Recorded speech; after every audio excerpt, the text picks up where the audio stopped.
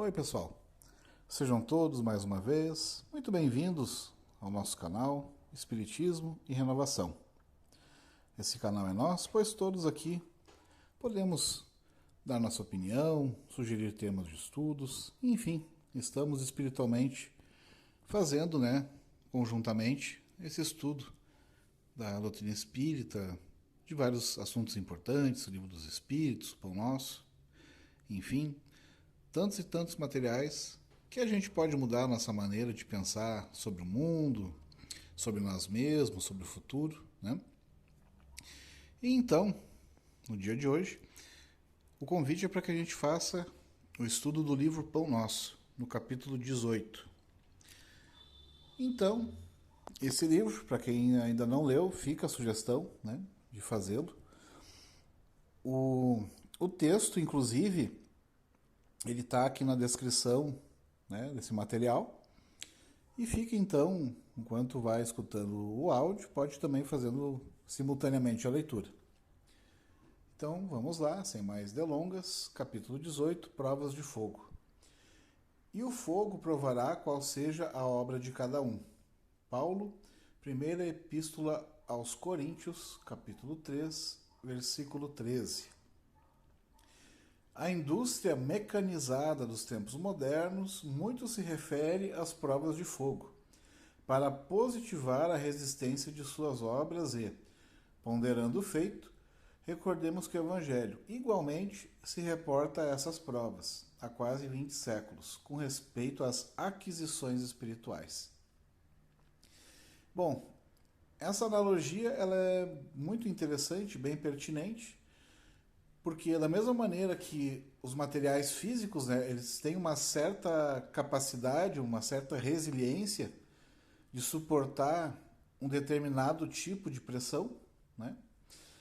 Da mesma forma, espiritualmente, nós também poderemos passar por testes de resistência, digamos assim, por provas espirituais. Então, já se começa o texto falando nesse aspecto, né? Fazendo essa similaridade entre o mundo físico e o mundo espiritual, que tu pode verificar se algo resiste ou não a determinado tipo de pressão.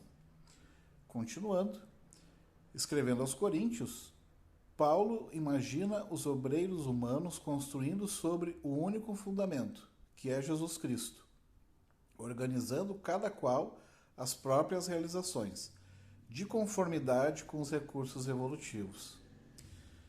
Aqui também, né, o Emmanuel, o autor espiritual, ele comenta, né, que quando a gente faz algum tipo, né, de atividade, né, seja no mundo material ou até mesmo no mundo espiritual, a magnitude daquilo que a gente realiza tem a ver com o nosso patamar evolutivo, com os recursos que a gente tem, né? A própria parábola do semeador, né, isso deixa de forma bem claro que quando diz que alguns produzem 30 por 1, 60 por 1 ou 100 por 1. Então isso é bem prático, né? Bem claro, que conforme a gente vai se apropriando das verdades espirituais e a gente se desenvolve moralmente e intelectualmente, a gente vai conseguir fazer determinados tipos de produções. E é interessante também a gente, não é tanto o âmbito, né, desse estudo, mas que a gente também saiba discernir que muitas vezes a produção não necessariamente sempre é no bem, né? A produção pode, infelizmente, acabar degringolando e indo para os caminhos do mal, né? Mas, enfim, o nosso foco é justamente falar sobre os casos, né?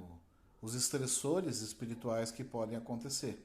Ou seja, o que é um estressor? É algo que desafia os nossos recursos pessoais, é algo que impõe que a gente, né, consiga resistir a um determinado tipo de força, um determinado tipo de impacto e ver se a gente realmente, de fato, suportou ou se aquilo, de alguma forma, nos corrompeu, né? E aí a gente pode pensar em variados tipos de corrupção, né? A gente pode pensar, por exemplo, na corrupção que se gera através do dinheiro, através do poder, né? Através da sexualidade. Ou seja, tu pode se corromper de variadas formas, né? Através do prestígio intelectual, enfim. Prosseguindo com a leitura, depois a gente vai aprofundar mais o assunto.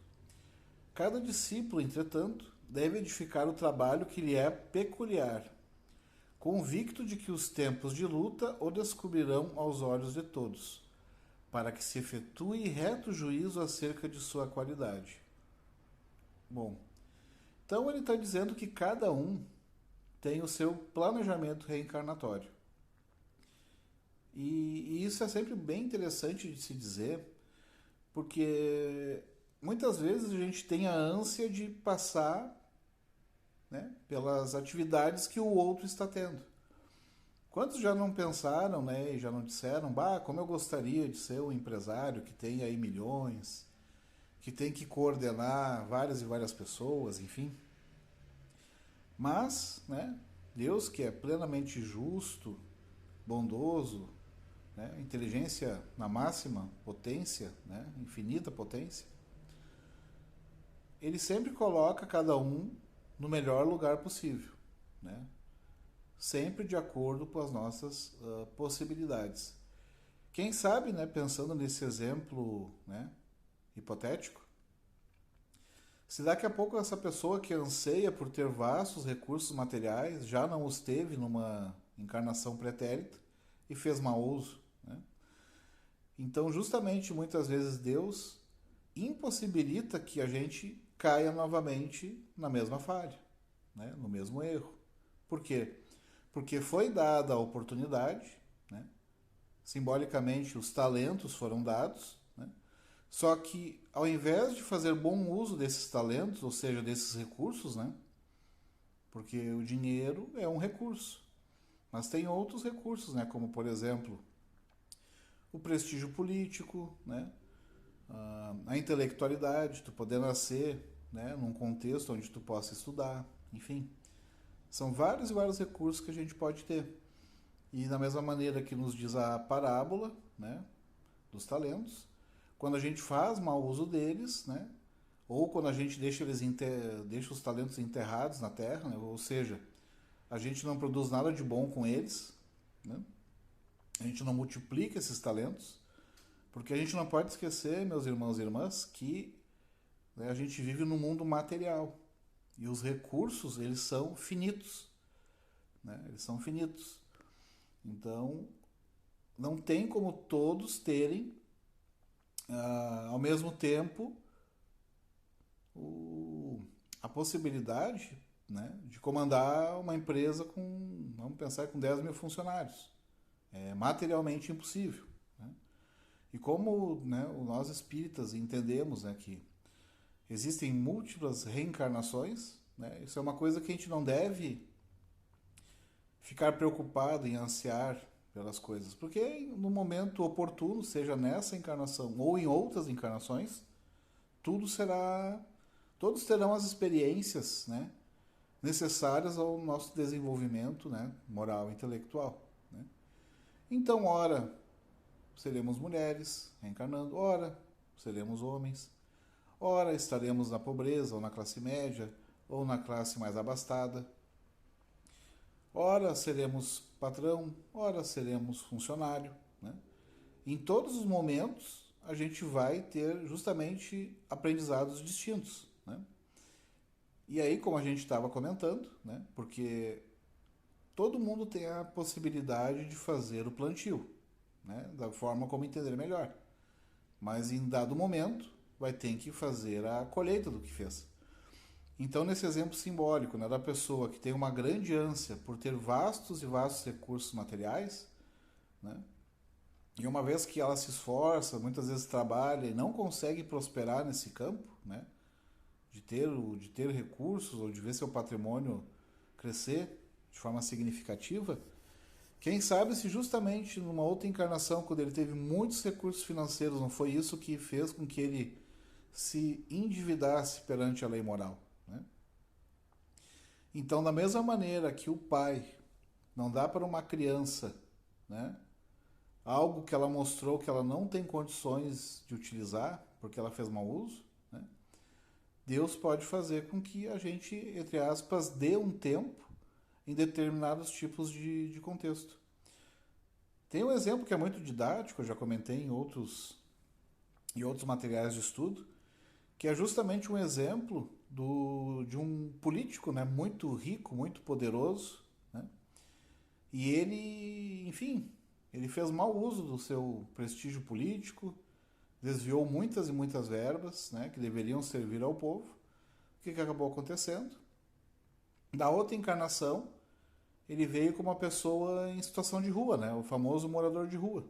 Né, nasceu numa família muito, né, desestruturada, enfim, acabou ficando em situação de rua. E chamava a atenção do Chico Xavier, né? Porque vários irmãos e irmãs queriam ajudar aquela pessoa, né? Aquele morador de rua, né? Aquela pessoa em situação de rua. Só que ele era altamente refratário a receber qualquer tipo de auxílio, né? E aí as pessoas não entendiam, né? Por que ele não aceitava, né? Aquela ajuda. E era justamente por quê? Por causa da culpa. Né? Porque ele sabia que ele tinha feito muito mau uso, né, do poder, do dinheiro, e ele acabou tendo que colher o que ele havia plantado. Né? Então, em decorrência da culpa, né? Porque não é Deus que faz a.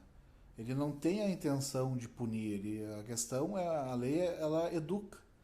Por quê? Por que a lei é educativa? Porque uma vez que tu planta, tu colhe. Né? Se tu plantou limão, tu colhe limão. Não há injustiça nisso.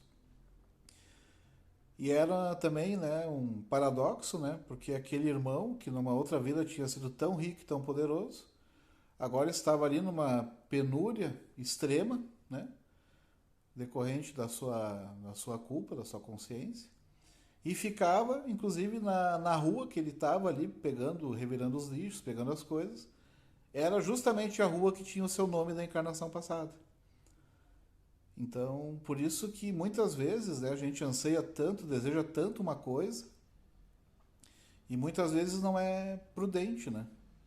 Porque a gente tem que tentar se preparar, porque se uma vez tu recebe o recurso, né, e como diz a parábola dos talentos, se tu enterra esse talento e não faz bom uso, na próxima encarnação, né? E aí é uma coisa que é, enfim, isso fica a cargo de Deus, né, através dos caminhos da reencarnação, identificar, enfim, fazer com que o melhor chegue para cada um de nós. Né? Mas prosseguindo, né? Mas antes me ocorreu agora uma. E aí, justamente, essa é a prova de fogo. Ou seja, que nem no caso desse irmão, desse exemplo que eu citei, qual é que foi a prova de fogo dele? Foi estar no campo político. E aí teve, né, variados tipos de prova, mas a gente pode né, falar especificamente dessa da riqueza, né? Então ele fez mau uso, né? E também do poder político, que ele também fez mau uso. Então o dinheiro, ele desviou dinheiro público, então ele não conseguiu passar, digamos assim, na prova da honestidade, de ser justo, de ser correto. E uma vez que teve esse dinheiro também, ele acabou, né, obviamente, utilizando para fins pessoais. Né? Então ele acabou se complicando, infelizmente. Né? E tem provas variadas. Né? Poderia ser, por exemplo, no campo da sexualidade, poderia ser alguma situação relacionada ao perdão. Se a gente pensar daqui a pouco numa pessoa que em outra encarnação fez muitos abortos, né? Então ela vai ter uma prova de fogo nesse sentido. Né? Se pensar numa pessoa que daqui a pouco era um comerciante, né? Um traficante, né? Então ele daqui a pouco vai ter que vencer esse ímpeto na outra vida de querer enriquecer rapidamente, facilmente. E são provas de fogo. E essas provas espirituais a gente pode passar por elas com êxito ou sucumbir, que é o que vamos dar seguimento aqui na leitura. O aperfeiçoamento do mundo na feição material pode fornecer a imagem do que seja a importância dessas aferições de grande vulto. A Terra permanece cheia de fortunas, posições, valores e inteligências que não suportam as provas de fogo. Mal se aproximam os movimentos purificadores, descem precipitadamente os degraus da miséria, da ruína, da decadência. Eu vou parar então nessas frases aqui. Então, olha só, falam que pessoas não suportam as provas de fogo. Mesmo, né, que nem diz ali que a Terra permanece cheia de fortunas, posições, valores e inteligências, né, que não suportam as provas de fogo. Quando vem o movimento purificador, né, ou seja, quando chega na hora da prova, que nem uma prova da escola, que tem que ali, é o momento de tu passar, e infelizmente tu não está preparado, né? Tu não consegue. E aí tu desce para os degraus da miséria, da ruína, da decadência. Então é que nem a gente estava falando. Que nem no exemplo do irmão que daqui a pouco foi traficante de drogas. Ele tem, daí numa outra encarnação, né, a possibilidade de não recorrer a esse encurtamento, né, de querer fazer mal aos outros, né, porque ele sabe que esse comércio ilícito vai trazer o mal para várias e várias famílias, pessoas. Mas mesmo assim, indiferente a isso, ele resolve de novo, numa outra encarnação, enriquecer facilmente. Então, qual é que é a prova de fogo dele? É ele ser humilde, né? Saber que não adianta querer prosperar a qualquer custo. Que se ele quer, né, digamos, pelas vias lícitas, né, ele tem que estudar, ele precisa trabalhar. E muitas vezes a gente bem sabe, por exemplo, aqui pelo nosso país, que mesmo trabalhando muito, estudando muito, a gente não fica rico, né? Mas na verdade a gente pode ter o quê? Pode ter uma família unida, paz no coração. Então tu acaba sendo convidado a desenvolver outros valores, né? Diferentes, por exemplo, desse, que tem a ver com o orgulho, com o egoísmo, né? E aí isso é uma prova realmente de fogo, porque é uma coisa dolorosa, porque parece simples, mas tu fazer esses movimentos espirituais nunca é nada fácil. Até porque Emmanuel, em outras leituras, né, em outros capítulos do Pão Nosso aqui e de outros livros, ele nos relata que no campo intelectual a gente consegue muitas vezes evoluir em poucos anos bastante, né? Por exemplo, se formar médico, advogado, psicólogo, engenheiro, assistente social, enfim. A pessoa em alguns anos ela aprende um ofício e se capacita perante esse ofício. Já as questões morais, né, aí a métrica de tempo é outra. Né? Em vez de anos, já se fala em quê? Em séculos. Por isso que é tão difícil, né, a gente aprender a ser justo, a gente ser honesto, a gente aprender a perdoar, a ser caridoso, enfim, todas as virtudes morais. Né? Isso tudo é muito difícil. Né? Porque, que nem a gente estava dando nesse exemplo do irmão traficante, às vezes tu pode estar nesse tipo, né, de problema, de só pensar em si, de fazer ilicitudes, né, enriquecendo a qualquer preço, daqui a pouco há muito tempo. E fazer essa virada de chave, essa mudança moral profunda, né, que também não vai ser ela vai ser paulatina, gradativa, né, ou seja, aos pouquinhos a pessoa vai se modificando, vai se melhorando. Isso não é fácil. E aí vem essa questão do testemunho, vem a questão dessa prova de fogo. Continuando ali, no serviço do Cristo, também é justo que o aprendiz aguarde o momento de verificação das próprias possibilidades.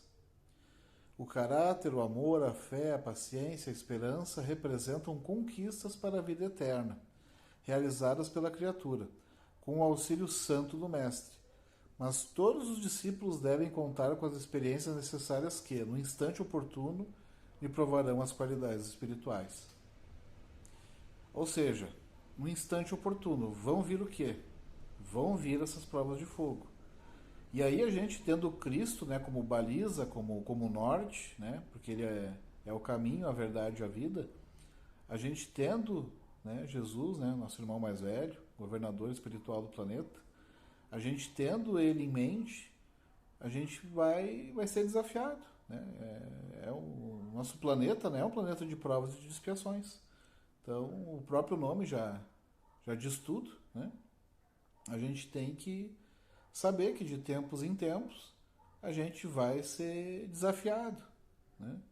E se a gente perceber, né, deixar ser intuído pela espiritualidade amiga, essas provas vão ser muito mais amenas, né? Ou mesmo, e mesmo tendo, digamos, a dificuldade natural delas, a amenidade, né, o jugo leve, vem justamente de tu saber que isso é algo temporário, que vai passar, né? De tu perceber que essa aquisição espiritual, ela é, uma vez que tu consiga ela, é para sempre, né? Então não é uma coisa tipo sem sentido, né? Porque se a pessoa é materialista, né, ou pensa que é apenas uma só vida, ou ateísta, enfim, tem várias formas de se pensar sobre a vida. Se a pessoa sabe que é natural que se passe por algum tipo de dificuldade e que essa dificuldade tem um propósito, é muito mais fácil de tu passar por ela. Que nem a gente pode fazer uma outra analogia com a academia, né? Se a pessoa está mal fisicamente, depois de 1 ano, 2 anos, a pessoa sai bastante robustecida, né? Bastante preparada fisicamente. Ninguém fica dizendo, ó, oh, coitado do fulano ou da fulana, tava bem fraquinho, bem mal, né? E agora, 2 anos depois de academia, a pessoa tá forte, bem estruturada, não tem sentido fazer esse tipo de comentário, né? Porque, enfim, boa, olha que interessante, ela tava mal fisicamente, agora tá super bem. Só que daí quando é no âmbito moral, a gente acaba, entre aspas, reclamando, né? A gente acaba sempre, enfim, achando problema. Só que o propósito é o mesmo, né? Da mesma maneira na faculdade. Tu passa pela faculdade, é difícil, mas depois todo mundo fica feliz. Só que quando as provas são morais, né, como por exemplo, daqui a pouco o desencarne de um ente querido, ter uma prova que nem essa relacionada à honestidade, enfim, a gente tem que pensar da mesma forma. Isso é para a gente se robustecer espiritualmente. E depois que a gente passar por essa prova, por esse exercício espiritual, a gente vai poder estar muito melhor do que quando chegou aqui na Terra. Então espero, meus irmãos, minhas irmãs, né, que tenha ficado, né, um pouco mais elucidado esse assunto, que é muito bom, né? O Pão Nosso são leituras curtas, mas muito profundas. Então, que a gente possa agradecer a Deus por essa oportunidade, que a gente possa receber ao longo dos dias aí as intuições do plano superior e que assim seja.